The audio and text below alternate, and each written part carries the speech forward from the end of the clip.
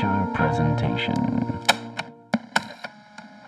Welcome back to another Untitled streaming podcast. That's what we are this week. What are we? The Untitled streaming podcast. We change, being Untitled, we can change our name to whatever we want. Are we the Untitled Star Wars podcast? We like to keep our audience guessing to the point where they don't even know if we'll ever produce another episode. Where am I? How long has it been? I'm still at my home. Wait, we're starting to...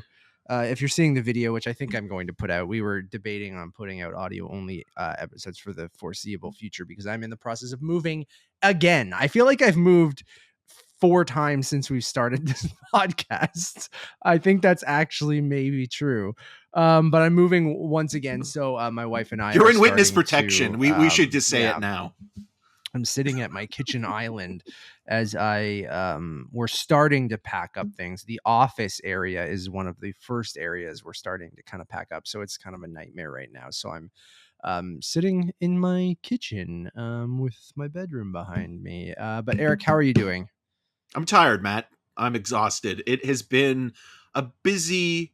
It's only Tuesday as we're recording this, which is astonishing to me. It feels like we're on Wednesday or Thursday. And I'm not complaining because I like keeping busy and doing something and keeping the mind going. But it's funny how when scheduling comes together that, when you have these like pockets as we're recording this now, you realize it's like, oh, am I burnt out? Am I not giving my best? And you always want to make sure that when you're talking about something that you love and also something that has become so both toxic and controversial in a weird way, like Star Wars, which I can't believe I'm saying that, you want to give it the full attention you can in terms of breaking things down. So I apologize if I sound a little bit weary or if I'm tired. It's been one of those weeks, those couple of days where it's just been like everything's been going nonstop.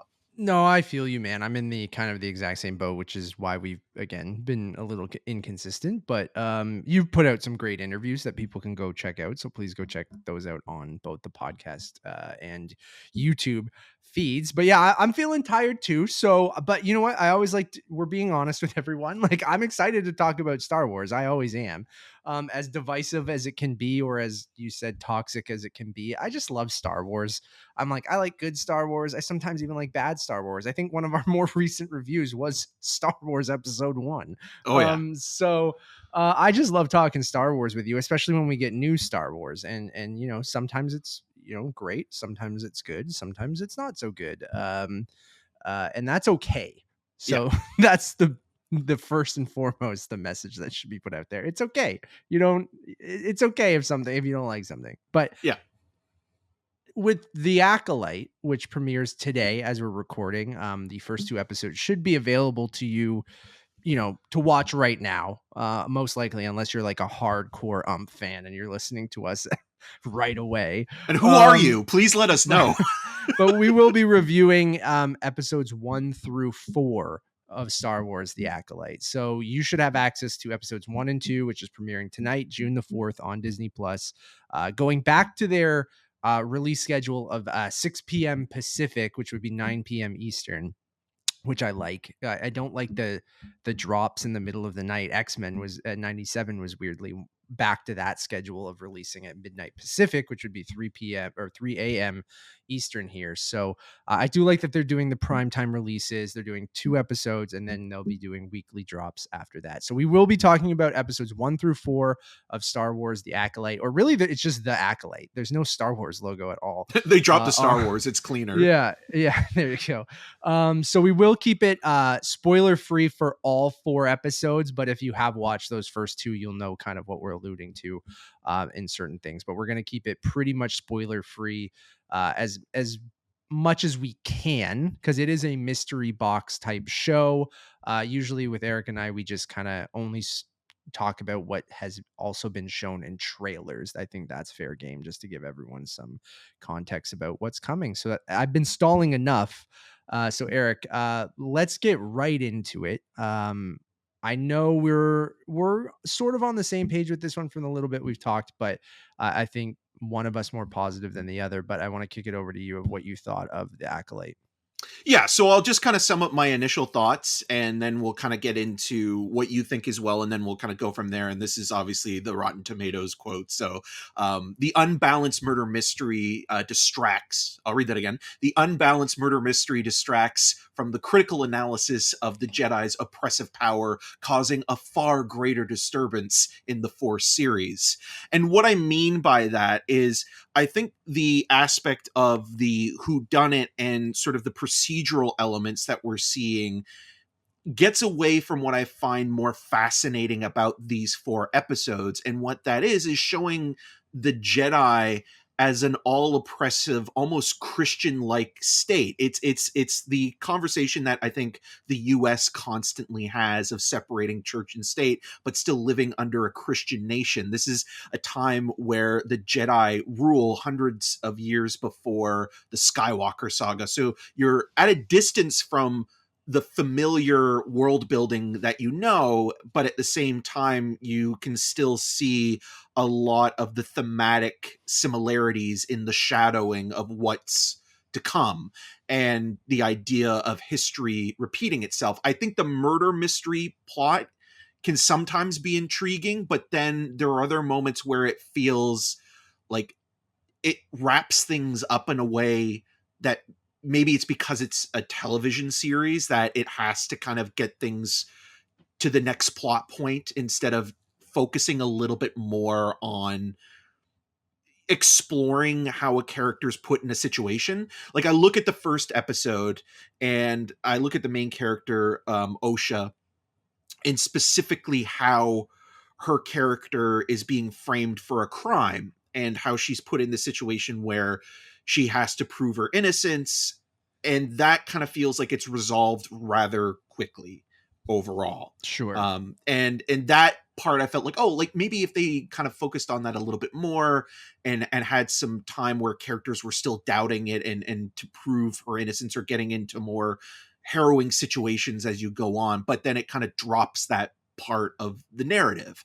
And so from there, you know, it builds to something else and, you know, you're getting the pieces put together, but it ultimately feels like we're at a place where Star Wars is now comfortable enough to play within different genres and not just science fiction. So you are getting, you know, the murder mystery here, where Andor is more of the political sort of thriller. Yeah. And, you know, it's interesting, but there's some stuff we'll get more into it. And I want to hear what you have to say, but there are aspects of it where I feel like, okay, this is being made at this specific time and place. And maybe that also hurts this story specifically because, you know, it comes before, you know, the original 3 films, 4, 5, and 6. And it almost feels like the look and the feel of this is just a little too clean and of the time. And, you know, again, when the original Star Wars movies were made, they were made in the 70s and early 80s. Sure. So they were of the time as well.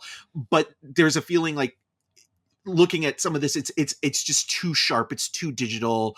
It brings in a lot of actors that feel sometimes gimmicky. And when you have someone who's known for another science fiction thing like Carrie-Anne Moss as the Matrix, I find even that can be a little bit distracting. The wushu style martial arts, you know, choreography and stuff like that. The force foo. It feels like, okay, like we're bringing in other things, which I don't mind, because ultimately Star Wars is about embracing different cultures and sort of, you know, creating a boiling pot. But there is a part of it when you're bringing in someone like, even recently with the casting of Sigourney Weaver in The Mandalorian and Grogu, it feels like, okay, this is Ripley being added into that title too. Yeah, they do. It's really an awkward title. And obviously, you know, it's for branding purposes, but I get it. Yeah. But yeah, like, it just feels like there are some things that are a little bit distracting that take you out of the storyline or the mystery. And then there are aspects of it where it does feel like you kind of know where it's going. Like, there's not as much of a mystery to things. Yeah, I mean, that's where I'll push back a little bit, but like overall, I think I really enjoyed mostly all 4 episodes of this. I think it starts off very strong. I'm a big mystery box fan. speaking of Lost and things like that. Like, I love a mystery, a murder mystery, and applying that into Star Wars in a time period we haven't really explored in the live action films or television show, being the High Republic era. I was all in on that first episode. I liked the Force Foo. I thought it was fun and different. I love the entire cast. I thought Amandla Stenberg's great. I love Jung-jae. Dafne Keen. Just Carrie-Anne Moss, I agree, can be a little distracting in her role, but overall, I think I just vibed with, like you said, Star Wars being able to tackle different genres and showcase a different era that has been very popular in the books and comic books, and it's been a universe that they're trying to flesh out there. So if you're interested in the High Republic after watching these couple episodes, there's tons of stuff, like tons of books you can check out that explores this entire era. I've read a little bit of them, and I'm sort of familiar with the time period, but reading is just not really my thing. So I much prefer TV or movies. So this was even my first kind of foray really into the High Republic, and that clean kind of digital. I think this era of Star Wars, being with the Jedi in power, everything is a little bit cleaner, and this war hasn't started yet. I like everything you're talking about with the hypocrisy of the Jedi, or just how they rule at this time. I think that's the part of the mystery of this event that happens, and how the Jedi are involved, and even how it kind of develops through those 4 episodes. Like, yes, it plays its cards very early, or does it? That's kind of where I'm thinking. Like, I'm still intrigued to see how they're going to tackle all of that, just based on lingering shots of certain characters, or the main villain, and which we've seen in the trailers, that being, whether it's a Sith Lord, like Sith at this time are kind of a myth, right? Like the myth of the Sith. Yeah. So Sith myth. I think all that stuff is very, very intriguing. And I think, it ebbs and flows and has highs and lows throughout those 4 episodes. Like, I think I was really in after the first episode, enjoyed the second episode. Episode 3, I wasn't like a huge fan of. I don't know whether it was just the placement of that episode, or maybe how you would incorporate some of those elements. I maybe wouldn't have just focused an entire episode on it. I don't know. People might like that. I just found myself at that period, after 2 episodes, kind of a hard stop to pivot to something else without giving anything away. It's hard to dance around especially things. Where it ends, right? At the end of second episode 2. And you're expecting which it are to the 2 continue that episodes narrative. people are going which are the 2 episodes people are going to watch right away, right? Yeah. So then to come back a week later, maybe it plays better week to week. I'm not sure. Maybe like after a week, and then you get some more context in that episode 3. Maybe that will help. But I could also see it like slamming the brakes a little bit, right? Because yes, it's revealing some of the mystery of what they're kind of digging into in those first 2 episodes. But I don't know. Episode 3 didn't really land with me, although I like with some of the things that they're playing with. Episode 4 brought me back again, and I really kind of liked the introduction of this villain. I loved Basil, our sweet little otter boy. Without spoiling anything, that's all I'm gonna say. But I love a weird little Star Wars creature, and this guy, I like. As a kid, I was obsessed with otters. It was like my favorite animal. I don't know why. And when I saw this little otter boy pop on screen, I was so excited. So just like, I like weird little Star Wars creatures, and we get a lot of that, like some CG, some puppetry and practical effects. And that's the stuff that I love about Star Wars. And I think, the comedy doesn't always land, but then that's sort of part of Star Wars to me as well.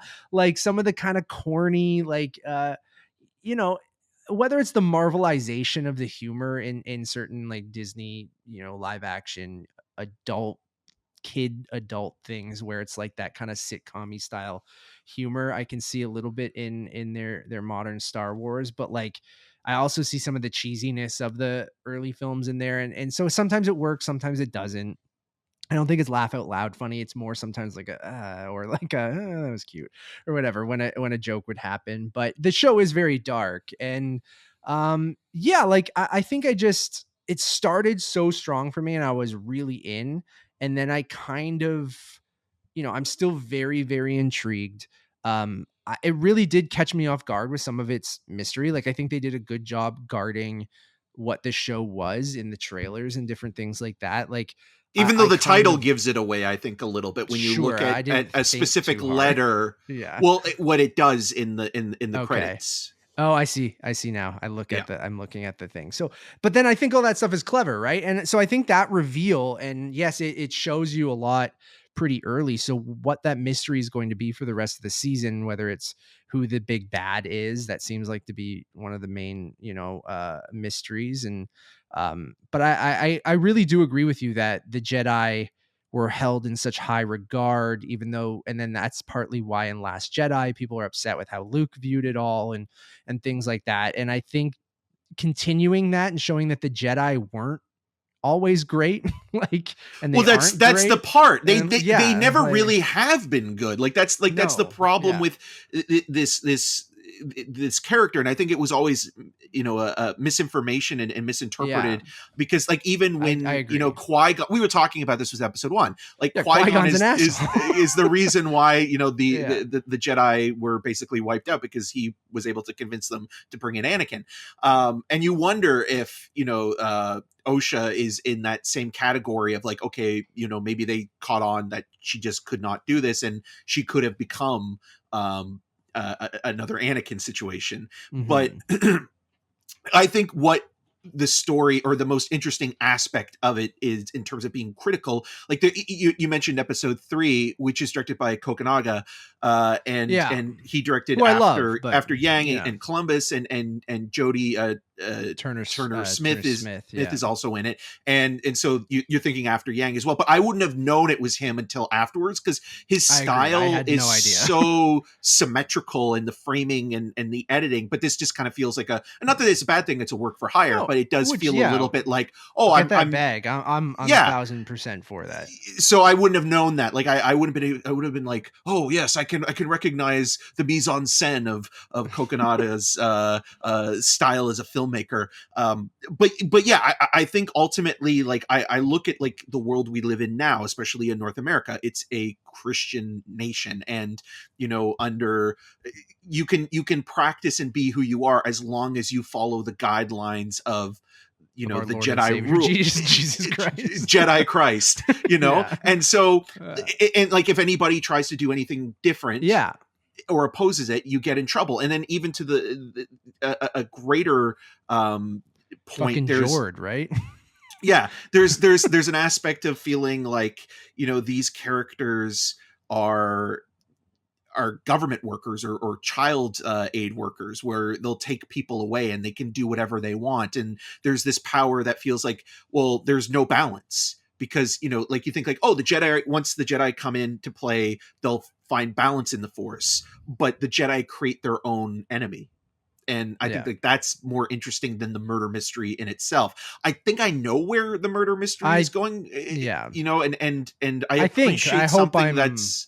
I do too. I hope like it would be amazing. It's like a Watto was behind it all, or something, or Darth Jar Jar. But by the end of episode 4, I'm pretty sure I know who's under that mask. Exactly. And to me, it's like, okay, well, we got to that point because there was a moment there in that 4th episode where I was thinking, oh, they are doing something kind of interesting. And I was thinking, there's a character that's behaving a certain way, pretending to be the fool, but maybe they're actually more than meets the eye, because there's a conversation about don't let your eyes deceive you, right? Earlier on in episode 1. Which is, I think, exactly it, right?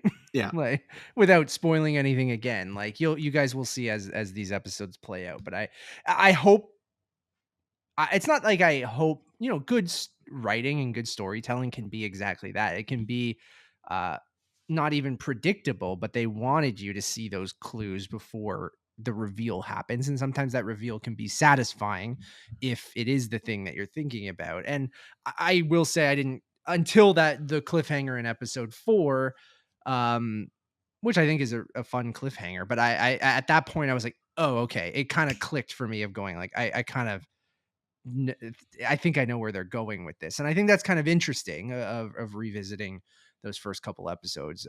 If we are correct, but we're just hypothesizing of something that if you're listening to this before you've seen all 4 episodes, you have no idea what we're talking about. But yeah, I just like that we're at a point where the one thing I will say, as this was starting, I sat down and I was like, wait, I feels both with Marvel and Star Wars right now. I know we complained that we were getting almost too much, and that was true for a while.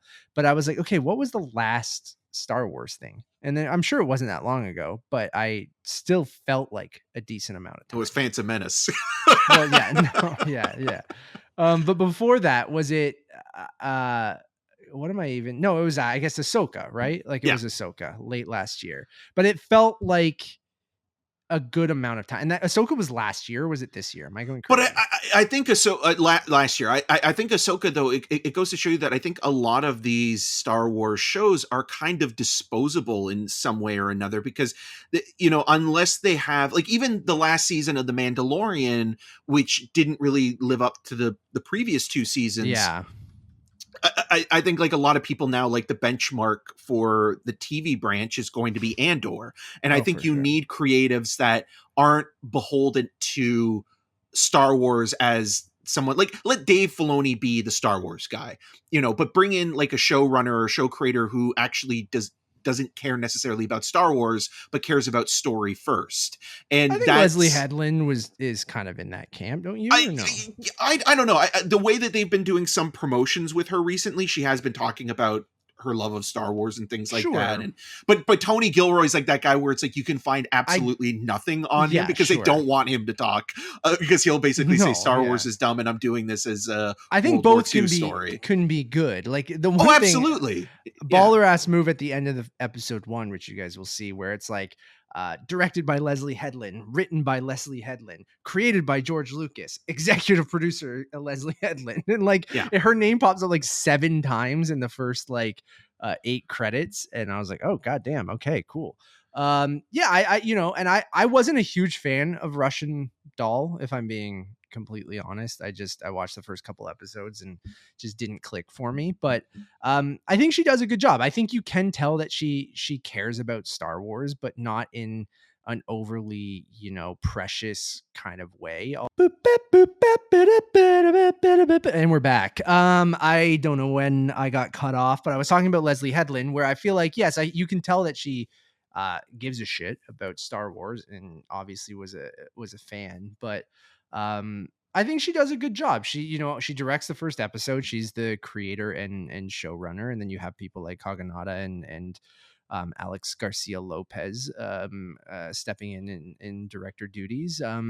But I think I like going back to some of the action. I like the force foo kind of stuff. It does feel, it is that wushu style martial arts that doesn't necessarily, look real, but I think it fits the universe. It is, I guess, maybe slightly distracting or takes a second to kind of, because I don't think we've really, the Jedi have always been zipping around and jumping around not necessarily. I think it is partly because of the prequels. The prequels, yes, but you look at A New Hope, and basically you have Obi-Wan and Darth Vader just touching tips with their lightsabers. That's a good point. But I mean, Luke but that's some goofy jumps. But what I'm trying to say to not be completely critical of now, it was of the time, right? Sure. And also George Lucas is looking at Akira Kurosawa and Seven Samurai and Hidden Fortress, and the samurai style of fighting is very strategic in that you only move when you need to, right? Yeah. But I do feel in the world that we live in now and the way that blockbusters and action has adapted, being in a post-Matrix world, you have to add something new into it to continue, not only to advance story, but to entertain the audience that's watching it now, that's growing up on it. So all these audiences that are watching action movies and TV shows now have a certain expectation of, okay, well, I don't want to just see 2 guys touching tips. I want to see fights. I want to see battles. I want to see that action be applied in this, in the same way that different genres are being sculpted Exactly. around different a Star eras, Wars different fighting show. styles too, right? Yes, it's all Jedi, but you know, the original trilogy versus the prequels were some of that more modern Star Wars action, whether it's the sequel trilogy or some of the TV shows. Like I think, yeah, I like that this is set in a completely different era, and then some of the fight sequences feel completely different, right? Because It's just more distracting because of Trinity. I think that's because of it, Carrie-Anne right? Moss Like, I being think Trinity. I don't disagree there. I think that is a huge part of it, because that is the first action sequence you get, right? And it is feels like, I know that that style of kung fu was obviously not created in the Matrix, but No. it But is you feel like very, you're in the Matrix when yeah, you're no, watching I it. don't disagree. So I even though I like the fighting style and I like how the Force is integrated into it, like I really did think it opens with a super strong action sequence, and then as we go on and get a couple more of them throughout the 4 episodes, like I did really vibe with it. But I could see it being a little divisive. Other than that, I'll say the music good, but I can't, like, off the, sometimes the first pass of music. I said the same thing about Planet of the Apes when we saw it recently. Like, it didn't necessarily stand out. It felt Star Warsy, I guess, but there was nothing where I'm like, oh damn, that really popped off of, like, musically. And even though Star Wars music is always good, but I'm just trying to think of other things I want to touch on, but it's so hard with there these is one things. other character that I'm a little bit on the fence of, or not that I think the performance is bad per se. I just don't know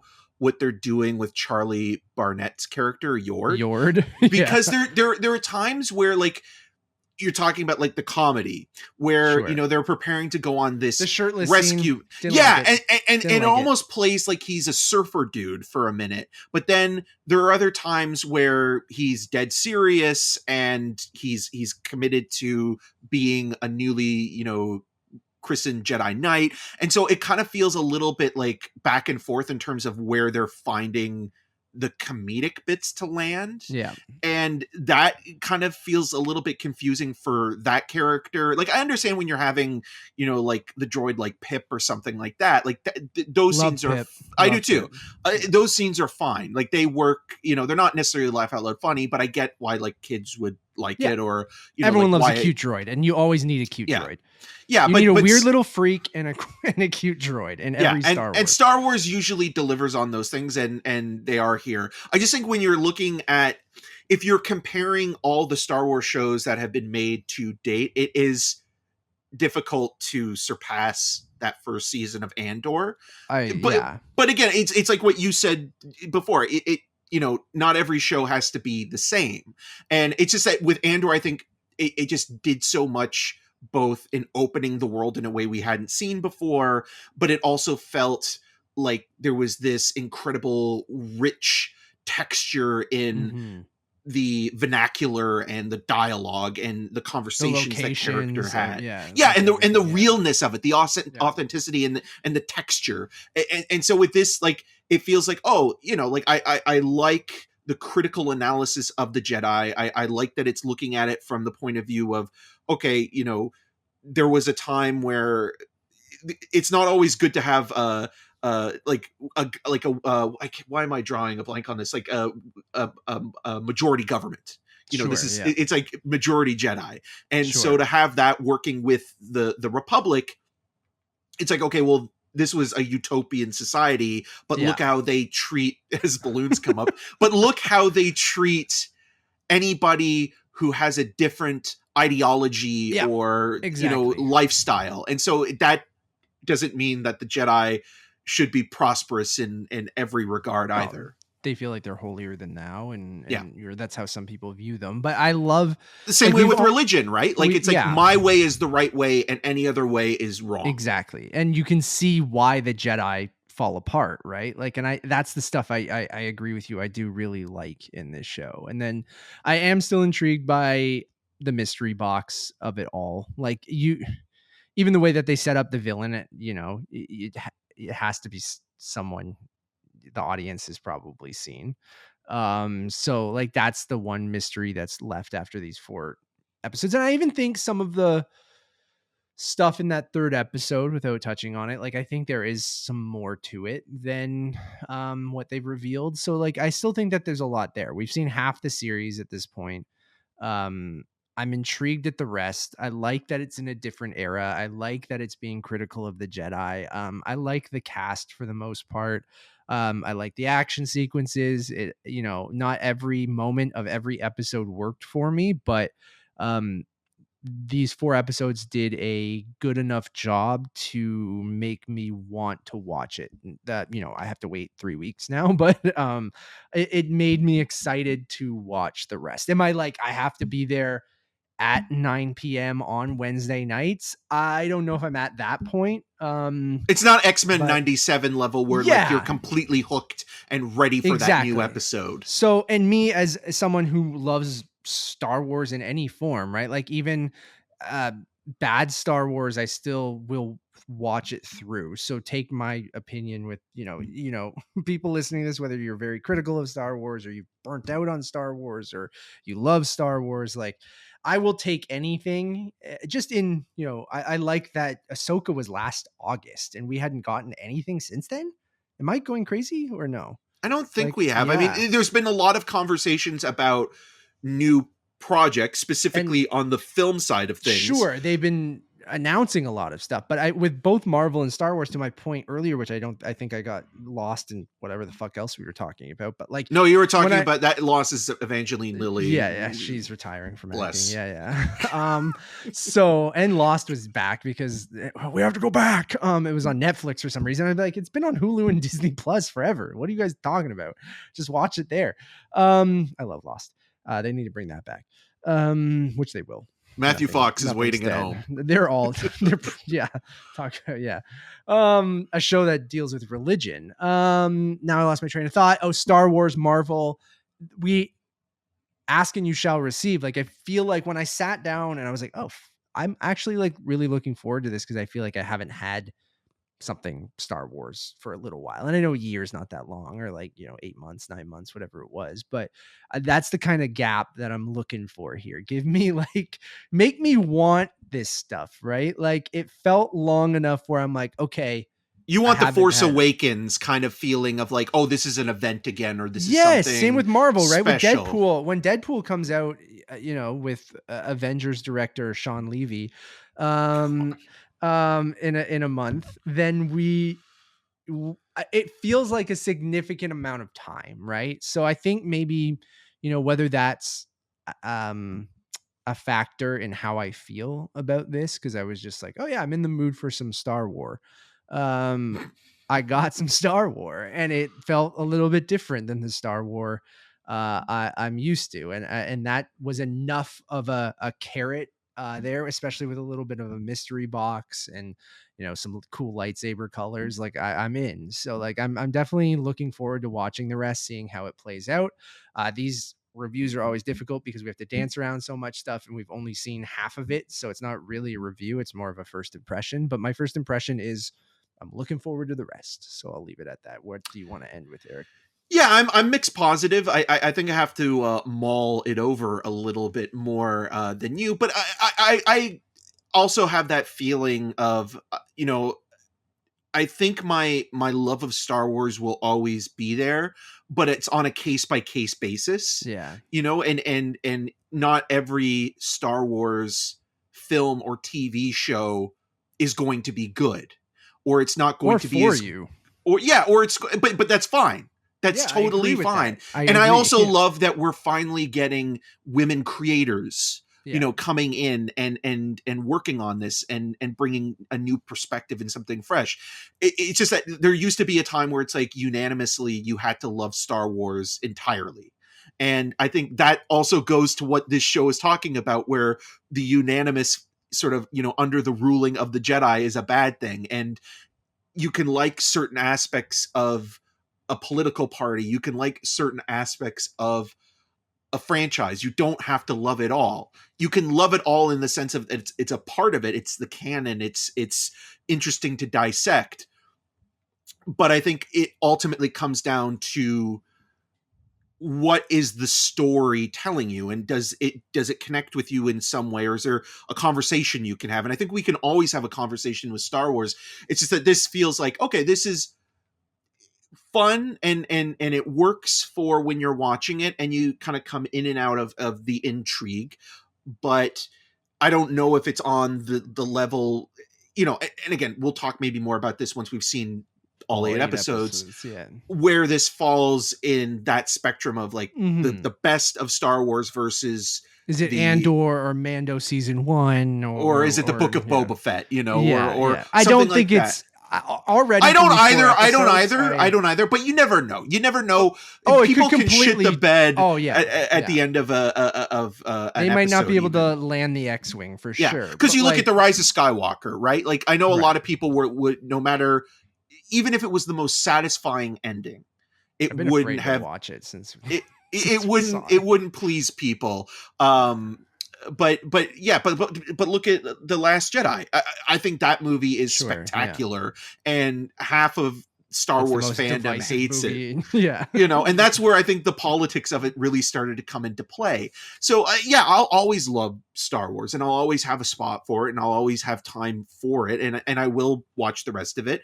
And I'm appreciative of everybody working on it, and seeing so many new faces and creative people working on it. So that is always a wonderful thing. And like, I'm always looking forward to what's next too. Like, I'm excited still about the Skeleton Crew. I think that could be fun. Yeah. I good list of directors on that, right? Yeah. Will it be a Kaganada thing where like we don't really Lee Isaac Chung did some really great work on The Mandalorian. Yeah. So, and with even, Rey coming back, I want obviously Daisy Ridley to have a career outside of Star Wars, but sometimes I think about dying. You guys should all watch it. Exactly.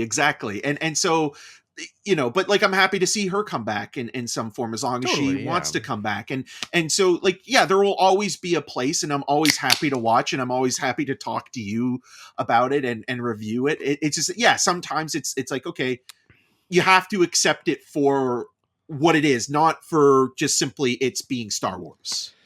Yeah, I agree. I totally agree. Like, and stop fucking reviewing bombing stuff. Like, if you listen to this and you,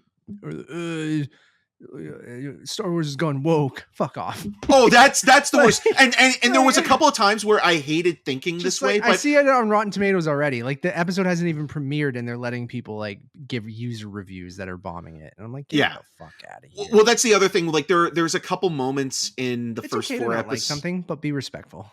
Oh, definitely. But there's a couple times in the first 4 episodes where I was thinking, oh no, we're going to get like the conservative, white male cis guys being like, my Star Wars is now woke with, talking about like 2 mothers and things like that. And you're just like, for fuck's sake. It's just like the whole point of Star Wars is diversity. It's a galaxy of so many different fucking species. Aliens. Yeah, exactly. I mean, not half of them, most of them are like, stop. I don't know. That is the shit that pisses me off though. Like, again, I'm all for it. It's all subjective. You like what you want to like, dislike what you want to dislike. Just don't. But also let other people like it too. It's not just yours. It goes back to The Last Jedi and shit. That's the stuff that's exhausting about Star Wars. Yeah. And unfortunately, we have to have this conversation every time because, like you just said, it's become that. Yeah. And it's such a shame because you don't see this from Star Trek fans, or you don't see this from the Planet of the Apes fans. Like, it's become. Planet of the Apes fans are chill as hell, man. We're all chill. Us apesies are just I gotta come up with a better name than that. Work on that in branding. Anyway, but Planet of the Apes fans chill as hell. There's been some bad Planet of the Apes movies. There's been some great Planet of the Apes movies. Everyone's just chill. They go see their movie, fucking enjoy them. No one pays attention otherwise, and then there's always been social commentary in those movies too. Yeah, and everybody is fine with that. And it's like, Star Wars is meant for everyone, and Star Wars isn't just simply one perspective. And if you don't like something, that's okay. Go watch something that you like. The original trilogy is still there for you. The prequels are still there. The sequel trilogy, if you don't like it, don't watch it. I don't watch Bad Batch. I didn't watch most of Clone Wars. Like a lot of the animated stuff isn't really for me. It's just never clicked with me. But I'm not mad at it. Like I No. don't care. It's just not for me. Move on. Or I'm not mad And, that like, somebody else gets an opportunity it, to be a showrunner or just be a fan of it and express their opinions on it. And just because it's not your opinion doesn't mean that it's any less valid. We've gotten to that point where it's like, I can't believe we're having this conversation. We've had it for years. We've had it since, I think Last Jedi was the thing that I know the prequels obviously had similar conversations, whether those were valid, which they were. You know, people didn't, you know, we don't like a lot of the prequels, but I don't think we were ever like, no, but we accept them, I think, as well, right? Like, I think we've even talking about it with Phantom Menace. I think with any franchise I talk about this, they're like, it's not yours. Like if they make decisions that you don't agree with, that's fine. But these characters are someone else's. And like what they do with them is their choice. And you can like it or not like it or enjoy it or not enjoy it. But in the end, it's just a fucking TV show. It's just a movie. Like, who cares? There's so much more important things. Like, yes, this should be escapism. It should be having social commentary. It should have all these things, and either take it or leave it. Either learn from it or don't, or just like let it be. Let the people enjoy it that enjoy it. And if you don't like it, move on. You can respectfully have a conversation and with people and say you don't like it, whether you have a podcast like us or you're just talking with your friends or family. Don't yuck people's yum either. Okay, I'm just gonna start going on a rant too. Like if you're talking, people like to be aggro, Matt. Like they love to be aggressive and have those like don't be like, well, actually that sucks conflicts. And you're an idiot because you pugnacious. Like, that's what people are, pugnacious. Yeah. Anyways, we're going off on something. The Acolyte. First 2 episodes are out for you guys to watch right now. You should watch them if you like Star Wars. Like it feels fresh but familiar, which I think is the best way to describe it. Like I think you could go either way. You're like, oh, this is a completely different era of Star Wars. I like that it doesn't really feel like it completely ties into everything we've seen before, but then it still definitely feels like Star Wars. So that will bring you varying degrees of enjoyment, I think. But I really enjoyed that first episode. And it almost feels like something Rian Johnson probably would have liked to maybe even have done. Like in terms of like, you look at what he's doing with the Knives Out. People are going to be Knives Out movies, but like there's like you mentioned the mystery box element, and obviously JJ and things like that are all there. But even that feels like, oh, you know, it is a little bit of a procedural and a detective. I'd love a single location Star Wars murder mystery. I mean, we're getting sort of that, but it's much more grand. But I see what you're saying. But I just, again, before we wrap up, we're rambling, everyone. But if you're here for Eric and I just talking about whatever. Talking about the genre things, like if this opens it up to being, you know, and we said this in superheroes, like a superhero movie isn't a genre, right? Like there should be subgenres that are tackled in an overall thing, and Star Wars isn't a genre, right? Like you should be. Well, it's within a genre, right? Yeah, sure. It's science fiction, space fantasy, opera, adventure. Whatever. Yeah. I get it, but then that can be so many different things, right? And I like that we're starting to tackle that. So we've gotten rom-com. We've got Wavelength. Yeah. You know, what else what would be the weirdest thing that you could do with Star Wars? Because Star Wars already has. I mean, David Lynch has an announcement tomorrow. David Lynch was going to direct Return of the Jedi, and then it was. To me, that's the thing I like about George Lucas the most. It's like George Lucas is like, well, I couldn't get David Lynch, so maybe I can get David Cronenberg. Yeah, he passed. I'll get Richard Marquand. Any other instead. David? Well, David Fincher worked on it as like in the special effects department. So if your name's David, call up Lucasfilm. I don't know what the weirdest Star Wars genre. You could get weird with Star Wars. Well, other than the holiday special, that is the weirdest genre unto itself.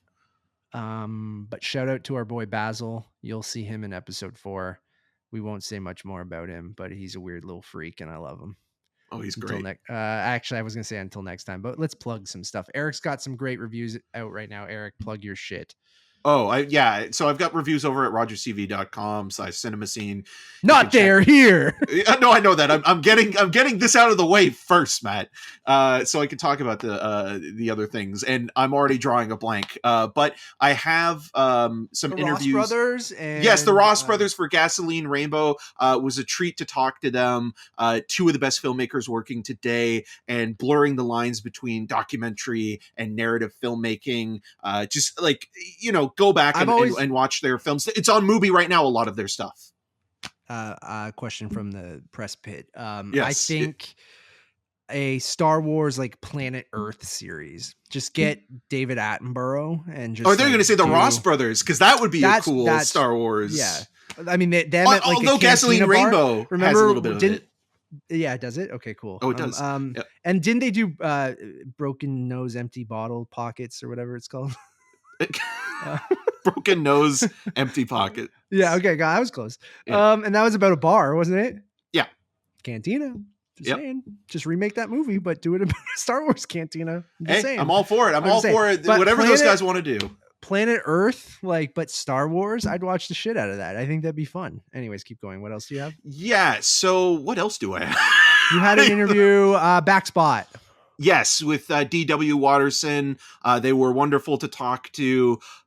It's really interesting right now with Canadian cinema where, you're having all these new fresh voices come in and, given only like 17 to 18 days to make a movie, but then, really putting a stamp on the next generation of filmmaking. And so, yeah, I would say Backspot overall, like I really liked the movie and I was actually more impressed with it than I was expecting to be. But it does feel like if you've seen The Novice, it's maybe like The Novice's still visceral and intense, but maybe like it's cousin or something like that in a way, like it'd make a great double bill of anxiety to focus in on like a sport of your choice. But there is some amazing fonts and credits that feel like they're out of the Mighty Ducks for Backspot, which we talked about, which was a lot of fun. Yeah. Love that. We have a review of Star Wars Episode 1 that you guys can go listen to or watch. That's fun. And we'll be back with some stuff in the next couple of weeks. We're ramping up into summer movie season. I still haven't seen Furiosa yet, so I know everyone's been waiting with bated breath for my opinion on Furiosa. Well, we'll have reviews for Inside Out 2 coming up, and The Bike Riders or Accents, the movie, and probably Kinds of Kindness. So. Oh yeah, I'm very much looking forward to that. So we'll have all those. But it's another weird time. I know, guys. I'm moving again, but we'll get reviews out. I'm finishing school. That's almost done. It's the summer. I'm excited for movies, man. Like I even excited for Bad Boys. I haven't really talked to you about it, but and don't say it here. That's something that I do want to go see. So maybe we'll review that. And I need to see Furiosa. So I just need to get the hell out of this house and see some movies. I don't know. You need to go see If. Yeah, I know that's the one that I've been missing. Please go check out our letterbox, which is Untitled_movies. All of our stuff is over there. And please follow me on all those social medias. Please, I'm begging you, at Matt Rohrbeck. Yes, Matt is raving about the new Taco Bell at Union Station in Toronto. Excited, we're excited. Oh God, you're just gonna literally guess get where off we're the going train on Monday after Inside Out, baby. We're gonna be Inside Out after eating Taco Bell. It's gonna be that bad. We should do it just for the. Oh, yucks. We're going to. I've already. No, we are. You booked. You've made reservations. Yeah. Fuck. As I said, you can find more of my video reviews on rogerstv.com/cinemascene.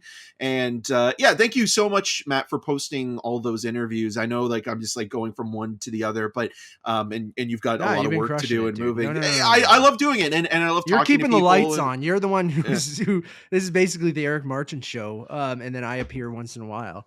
So, but I've got one coming up soon with one of the cast members and the writer director for I Used to Be Funny, which stars Rachel Sennott. So it's always wonderful talking to passionate people that love what they do, and to be afforded that opportunity. I really am grateful to all the PR people that actually think that my interviewing, as absent-minded as it is worth a damn. So and thank you to anybody who even listens to maybe like even 5 seconds of an interview. So yeah, I really appreciate You're very that. good at what you do, man. So keep it up. Until next time, everyone.